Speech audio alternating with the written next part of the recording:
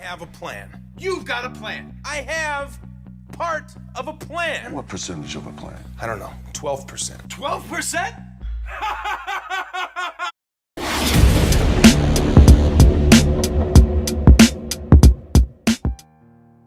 Welcome back, everyone, to, of course, the Glog, the show where we take a little bit of a vlog, a lot of bit of God, and make it into a video where you can ask questions and we will try to answer them. And today's question comes from a good friend, Jasper, and he asks, does God plan anything for us? That's a really great question, Jasper. I'm glad you asked it, because God does plan a lot of stuff for us. So much, in fact, that we can't really comprehend it. But let's start off with the first verse that we're going to talk about, which is God has plans to prosper us, not to bring us disaster. So that means God doesn't want us to crumble and fall apart. He loves us so much. He doesn't want us to fail, but he also wants us to go in the direction he wants us to go in.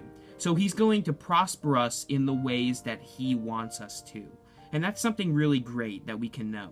In that same verse, it also talks about God giving us hope and a future. And that's something that all of us can relate to. We all need hope. You'll sometimes see a movie where the characters are like, you're our only hope, and they need help from, I don't know, Superman or Spider-Man. But for us, God is our only hope. We don't really get to rely on ourselves because we can't do what God can do. But God can give us a future that we want.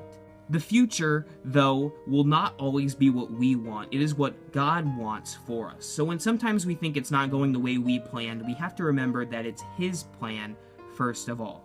And God also wants to give us His promises. God has a ton of promises. I can't even explain them all because it's all in the Bible, really. But God has promises to love us, to care for us, to protect us, to give us hope and a future, as I just mentioned.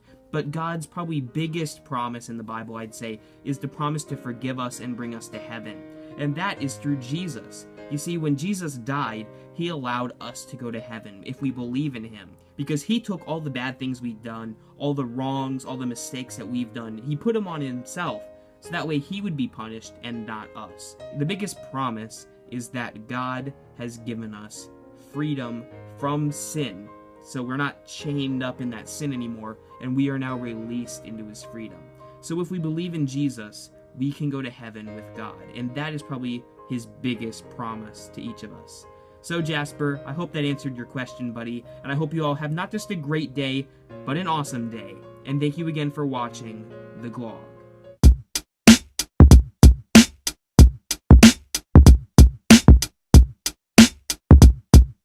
So the biggest promise is promise.